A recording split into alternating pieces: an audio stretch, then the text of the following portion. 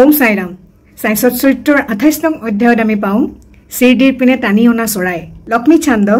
বৰহানপুৰৰ মহিলা আৰু মেঘা প্ৰাৰম্ভিকতে কোৱা হৈছে সাই বাবা সখীম নহয় কীট পতংগৰ পৰা ভগৱান ব্ৰহ্মা পৰ্যন্ত তেওঁ বিৰাজমান সাই বাবা যিদৰে বেদজ্ঞানত সুপণ্ডিত আছিল ঠিক তেনেদৰে তেওঁ আছিল আত্মজ্ঞানীও দুয়োটা বিদ্যাতে দখল থকাৰ বাবে তেখেত সৎগুৰু হোৱাৰ সম্পূৰ্ণ যোগ্যতা আছিল বিদ্যান হোৱা সত্ত্বেও যদি কোনোবাই শিষ্যসকলক চেতনাৰ উন্মেষ ঘটাব নোৱাৰে বা আত্মোপলব্ধিত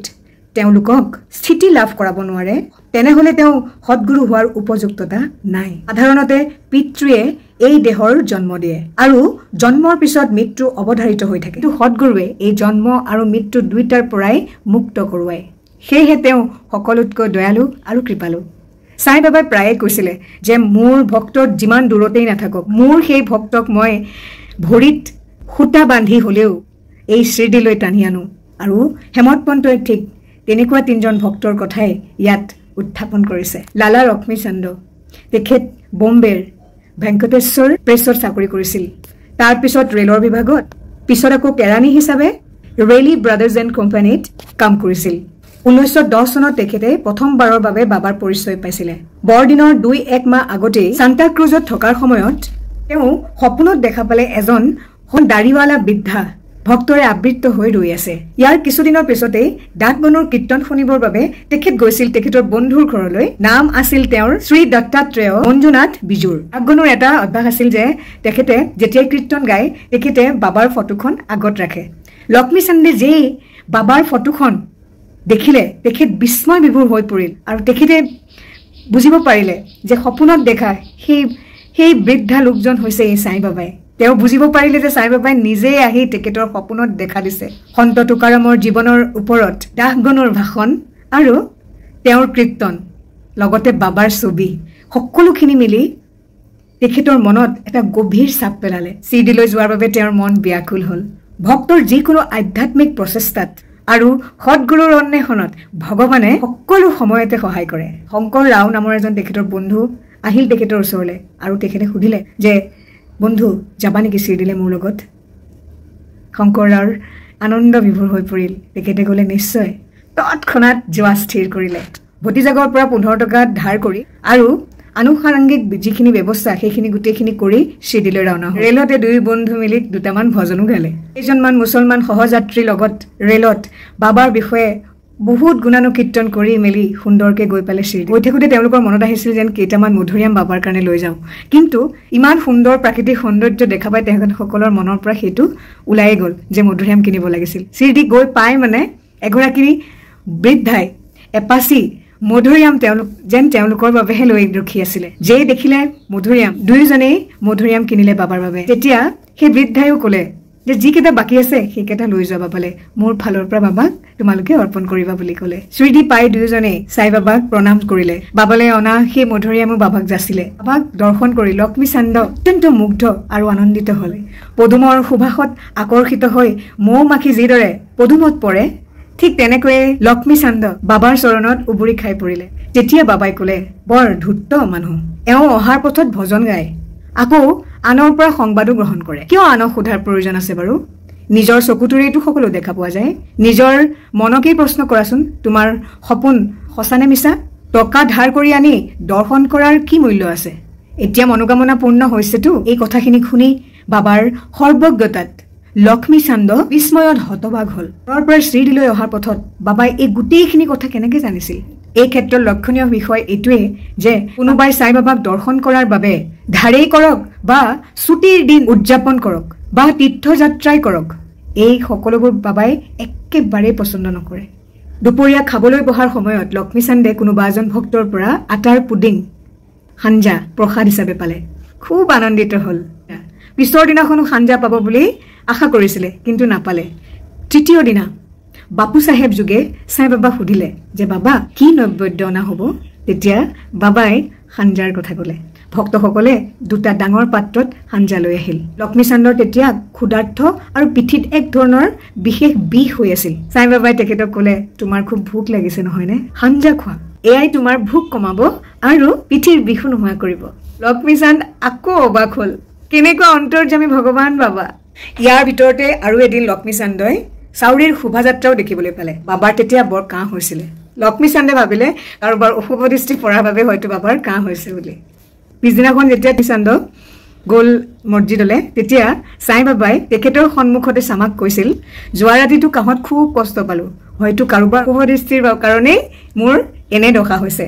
লক্ষ্মীচান্দৰ মনত সেই প্ৰশ্নৰে তোলপাৰ লগাই আছিলে আৰু বাবাই সেইটো কৈও দিলে। সাই বাবাৰ এই সৰ্বজ্ঞতা, ভক্তসকলৰ প্ৰতি থকা দয়াৰ পৰিচয় পাই লক্ষ্মীচান্দে মাটিত পৰি বাবাক প্ৰণাম কৰিলে। বাবাৰ ভস্ম উদি আৰু আশীৰ্বাদ লৈ বন্ধুসহ তেওঁ ঘৰলৈ উভতিল। শ্ৰীদিলৈ কোনো পৰিচিত মানুহ আহিলেই তেওঁলোকৰ হাতত লক্ষ্মীচান্দই সদায় কৰ্পূৰ আৰু ফুলৰ মালা বাবাৰ বাবে পঠিয়াইছিল। এতিয়া আন এজন ভক্ত, মানে আৰু এটা চৰাইৰ কথা কোৱা যাওক। বৰহমপুৰৰ এজন মহিলাই সপোনত দেখিলে যে সাই বাবাই আহি তেখেতৰ দুৱাৰদলিত ভিক্ষা খুজিছেহি। সাৰ পাই উঠি দুৱাৰখন খুলিয়েই দেখে কোনো নাই। তথাপিও তেখেতে আনন্দিত হৈ সুন্দৰকৈ সেই সপোনৰ বিৱৰণ তেখেতৰ নিজৰ স্বামীক দিলে। তেখেতৰ স্বামীয়ে ডাক বিভাগত চাকৰি কৰিছিল। আকুলালৈ বদলি হোৱাৰ সময়ত শ্ৰীদিলে যাব বুলি প্ৰতিশ্ৰুতি দিলে নিজৰ পত্নীক। তাৰপিছত সুবিধা অনুযায়ী তেখেত দুয়োজনে শ্ৰীদিলে এদিন ৰাওনা হল। বাটত গোমতী তীৰ্থ দৰ্শন কৰি শ্ৰীদিত উপস্থিত হল। শ্ৰীদিত তেওঁলোক 2 মাহ থাকিল। প্ৰতিদিনাই মছজিদলৈ গৈ বাবাক পূজা অৰ্চনা কৰাৰ কি সুন্দৰ সেই অনুভূতি এতিয়াও পাহৰিব পৰা নাছিল। তেওঁলোকে সাই বাবাক খিচিৰি নৈবেদ্য অৰ্পণ কৰিম বুলি আহিছিলে, কিন্তু প্ৰথম 14 দিনত সম্ভৱপৰ নহল। এই দীঘলীয়া সময়খিনি মহিলাগৰাকীৰ একেবাৰে পচন্দ হোৱা নাছিল। তাৰপিছত 15 দিনৰ দিনাখন তেখেতে খিচিৰি নৈবেদ্য লৈ মছজিদলৈ আহিল। তেখেতে দেখিলে অন্যান্য ভক্তৰ লগত বাবাও বহিছে আহাৰ গ্ৰহণ কৰিবলৈ। মছজিদৰ পৰ্দা দাঙি কাৰো সাহস নহয় যে ভিতৰলৈ সোমাব, কিন্তু মহিলাগৰাকীৰ এই 14 দিন ৰখিলে আৰু এই 15 দিনৰ দিনটোত তেখেতৰ ধৈৰ্য নাথাকিল। তেখেতে অলপো চিন্তা নকৰি সেই পৰ্দা উঠাই বাবালৈ সেই খিচিৰি আগবঢ়ালে। আৰু আচৰিত কথা যে সাই বাবাই সেইদিনাখন খিচিৰি খাবৰ বাবে উদ্গ্ৰীৱ হৈ আছিল। মহিলাগৰাকীৰ খিচিৰি লৈ যেই সোমাল, লগে লগে বাবাই আনন্দ মনেৰে মহিলাগৰাকীৰ পৰা খিচিৰি গ্ৰহণ কৰিলে। বাবাৰ এই আগ্ৰহ দেখি প্ৰত্যেকে অবাক হল, আৰু যিসকলে বাবাৰ খিচিৰি খোৱাৰ নেপথ্যৰ কাহিনী শুনিছিল, এই ঘটনা প্ৰত্যক্ষ কৰি ভক্তসকলৰ প্ৰতি বাবাৰ অতি অদ্ভুত প্ৰেম সম্বন্ধে তেওঁলোক নিঃসন্দেহ হল। এতিয়া হল 3 নম্বৰ চৰাই, বাবাৰ ভক্ত মেঘাৰ কাহিনী। বিৰংগাঁৱৰ মেঘা আছিল ৰায়বাহাদুৰ HB সাথৰৰ এজন সৰল নিৰক্ষৰ ব্ৰাহ্মণ ৰান্ধনী। মেঘা শিৱৰ উপাসক আছিলে আৰু সদায়ে 5টা আখৰৰ মন্ত্ৰ জপ কৰে, ওম নমঃ শিৱায়। তেখেতে সন্ধিয়া পুৱা গায়ত্ৰী মন্ত্ৰৰ বিষয়ে একো নাজানিছিল। ৰায়বাহাদুৰে নিজেই উৎসাহিত হৈ তেওঁক সন্ধ্যা আৰতি আৰু গায়ত্ৰী মন্ত্ৰ শিকাই দিছিল। সাথী চাহেবে তেওঁক কৈছিল শ্ৰীদিৰ সাই বাবা সাক্ষাৎ শিৱৰ অৱতাৰ, আৰু তেওঁক শ্ৰীদিলৈ যোৱাৰ বাবে ব্যৱস্থা কৰি দিছিল। ব্ৰেছ ষ্টেচনলৈ গৈ মেঘাই জানিব পাৰিলে যে সাই বাবা মুছলমান। তেওঁৰ সৰল গোড়া হিন্দু মনে মুছলমানৰ পদতলত প্ৰণাম কৰিবলৈ বৰ বিব্ৰত বোধ কৰিলে। তেওঁ মালিকক ক'লে তেওঁক যাতে তালৈ পঠোৱা নহয়। মালিকে কিন্তু তেখেতক যোৱাৰ বাবে বাৰে বাৰে অনুৰোধ জনালে, আৰু শ্ৰীদিত তেওঁৰ শহুৰেক গণেশ দামোদৰ ওৰফে দাদা কেলকৰক এখন পৰিচয় পত্ৰ লিখি দি অনুৰোধ কৰিলে যেন সাই বাবাৰ সৈতে মেঘাক লগ কৰাই দিয়ে যেন। তাৰপিছত যেতিয়া শ্ৰীদিত উপস্থিত হয়, মেঘা মছজিদলৈ গ'ল আৰু তেতিয়া তেওঁ সাই বাবাক খুব ক্ৰোধান্বিত অৱস্থাত দেখা পালে। সাই বাবাই মছজিদলৈ সোমাবলৈ মেঘাক বাধা দিছিল। বাবাই চিঞৰি ক'লে, এই দুষ্টটোক ইয়াৰ পৰা আঁতৰ কৰোৱা। তাৰপিছত সাই বাবাই মেঘাক ক'লে, তুমি উচ্চ স্তৰৰ ব্ৰাহ্মণ আৰু মই নিজ মুছলমান। এই কথা শুনি মেঘাৰ সৰ্ব শৰীৰ কঁপিবলৈ ধৰিলে। তেওঁ ভাবিলে বাবাই মোৰ মনৰ কথা কেনেকৈ গম পালে। কেইটামান দিন শ্ৰীদিত থাকি সাধ্যমতে বাবাৰ সেৱা কৰিলে, কিন্তু তেওঁৰ সন্দেহ নাটৰিল। ঘৰলৈ উভতি গ'ল আৰু তাৰপিছত 1.5 বছৰমান নাছিক জিলাত থাকিছিল। ইয়াৰ পিছত তেওঁ পুনৰ শ্ৰীদিলৈ আহিল। তাৰপিছত দাদা কেলকৰৰ সান্নিধ্যত তেখেতক কোনোমতে মছজিদত সোমাবলৈ দিয়া হ'ল আৰু শ্ৰীদিত থাকিবও পাৰিলে। মেঘাক সাই বাবাই কোনো ধৰণৰ মৌখিক উপদেশ দি সহায় নকৰে। তেওঁ সেই কামটো ভিতৰৰ পৰা কৰিছিল, অৰ্থাৎ হৃদয়ৰ মাজেৰে। ফলত মেঘাৰ বহু পৰিৱৰ্তন ঘটিছিল আৰু তেওঁ উপকৃত হৈছিল। তাৰপিছত সাই বাবাক মেঘাই শিৱৰ অৱতাৰ ৰূপে মানিবলৈ ধৰিলে। শিৱ পূজাত বেলপাতৰ প্ৰয়োজন হয়,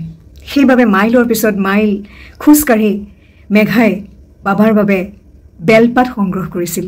এবাৰ এনেকুৱা হৈছিল, মন্দিৰৰ দুৱাৰ বন্ধ থকাৰ বাবে খান্দুৱাৰ পূজা নকৰি তেওঁ আহিছিল মছজিদলৈ সাই বাবাই সেইদিনা তেখেতৰ পূজা গ্ৰহণ নকৰিলে বাবাই ক'লে দৰ্জা এতিয়া খুলিছে যোৱা পূজা অৰ্পণ কৰি আহা আৰু মেঘাই গৈ দেখিলে দৰ্জা খোলা আছে আৰু সুন্দৰকৈ সেই পূজা ভাগ আগবঢ়াই বাবাৰ ওচৰলৈ উভতি আহিল এবাৰ মকৰ সংক্ৰান্তিৰ দিনা মেঘাৰ মন হ'ল যে সাই বাবাক চন্দন লগাই গংগা পানীৰে গা ধুৱাব প্ৰথমতে বাবাই সন্মতি দিয়া নাছিলে কিন্তু মেঘাৰ বাৰে বাৰে কৰা অনুৰোধক বাবাই আৰু বাধা দিব নোৱাৰিলে গোমতী নদীৰ পৰা সেই পানী আনিবলৈ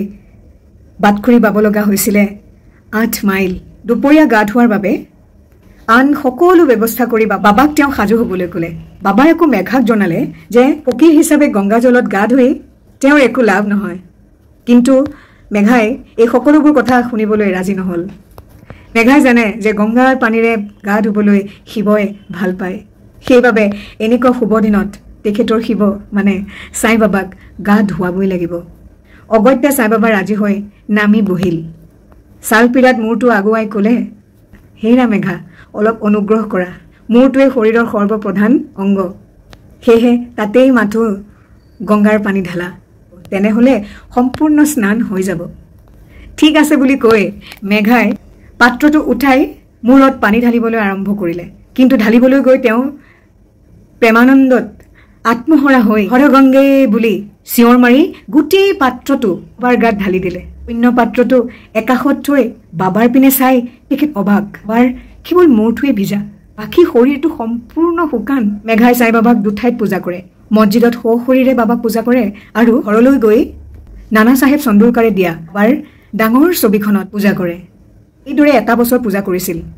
এবাৰ দুকমুকালিতে মেঘাই সাৰ পালে কিন্তু চকুত টোপনি তেতিয়াও আছিল সেই সময়তে মেঘাই সাই বাবাৰ মূৰ্তি দেখা পালে মেঘা সাৰ পাই থকা বুলি জানিব পাৰি সাই বাবাই অক্ষত মানে কুমকুম মিশ্ৰিত চাউল ছটিয়াই দি ক'লে মেঘা এডাল ত্ৰিশূল আঁকাচোন বাবাৰ মাত শুনি লৰালৰকৈ উঠি চালে কিন্তু বাবাক দেখা নাপালে কেৱল চাৰিওপিনে চাউল সিঁচৰিত হৈ আছে তেতিয়া বাবাৰ ওচৰলৈ গৈ এই দৰ্শনৰ কথা জনালে আৰু ত্ৰিশূল আঁকাৰ অনুমতি বিচাৰিলে তেতিয়া বাবাই ক'লে তোমাক যে মই ত্ৰিশূল আঁকিবলৈ ক'লো তুমি কি নুশুনিলা নেকি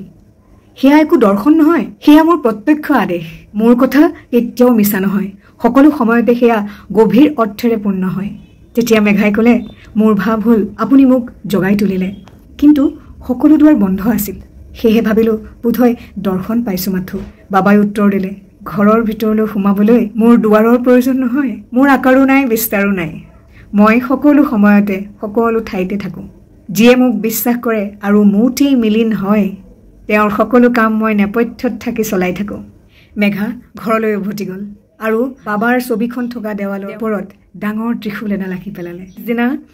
এজন ৰামদাসী পুনাৰ পৰা আহিল সাই বাবাক প্ৰণাম কৰি তেখেতে শিৱৰ মূৰ্তি এজনা দিলে সেই সময়ত মেঘা তাত উপস্থিত আছিল সাই বাবাই তেওঁক ক'লে চোৱা শংকৰ আহিছে এতিয়া তেওঁক সেৱা যত্ন কৰা মেঘাই আচৰিত হৈ দেখিলে ত্ৰিশূলৰ লগে লগে শিৱৰ মূৰ্তিও উপস্থিত হৈছে সিপিনে আকৌ ঘৰত দাদা চাহেব দীক্ষিতে গা পা ধুই বাবাক স্মৰণ কৰি আছিলে ঠিক সেই সময়তে মানস চকুৰে দেখা পালে শিৱৰ মূৰ্তি এজনা এই লৈ তেওঁ যেতিয়া চিন্তা কৰিছিল তেতিয়াই মেঘাই আহি সাই বাবাই দিয়া শিৱৰ মূৰ্তিজনা তেখেতক দেখুৱালে আৰু এই দীক্ষিতে দেখি আনন্দ বিভোৰ হ'ল কেইমিনিটমানৰ আগতে তেখেতে দেখা পোৱা শিৱৰ মূৰ্তিজনা হুবহু এই শিৱ মূৰ্তিজনাই ত্ৰিশূল অঁকাৰ কেইদিনমানৰ পিছতে মেঘাই যিখন ডাঙৰ ছবিত পূজা কৰিছিল তাৰ কাষতেই সাই বাবাই দিয়া এই মূৰ্তিজনা প্ৰতিষ্ঠা কৰিছিল শিৱৰ উপাসনা মেঘাৰ বাবে অতিকেই প্ৰিয় আছিল সেয়েহে ত্ৰিশূল অঁকাৰ ব্যৱস্থা কৰি আৰু শিৱ মূৰ্তি প্ৰতিষ্ঠা কৰি মেঘাৰ ভক্তি বিশ্বাসক বাবাই সুদৃঢ় কৰি তুলিলে একাধিক্ৰমে মেঘাই সাই বাবাৰ বহু বছৰ ধৰি সেৱা কৰিলে প্ৰতিদিনাই নিয়মিতভাৱে দুপৰীয়া আৰু সন্ধিয়া নিত্য পূজা আৰু আৰতি কৰাৰ পিছত 1912 চনত মেঘাৰ পৰলোক প্ৰাপ্তি ঘটে মেঘাৰ মৃতদেহৰ ওচৰত বাবাই হাত বুলাই কৈছিল এওঁ আছিল মোৰ এগৰাকী প্ৰকৃত পৰম ভক্ত বাবাই আদেশ দিলে যে বাবাৰ নিজৰ খৰচেৰে শ্ৰাদ্ধৰ সময়ত ব্ৰাহ্মণ ভোজন কৰাব কাকা চাহেব দীক্ষিতে এই আদেশ পালন কৰিছিল ওম সাই ৰাম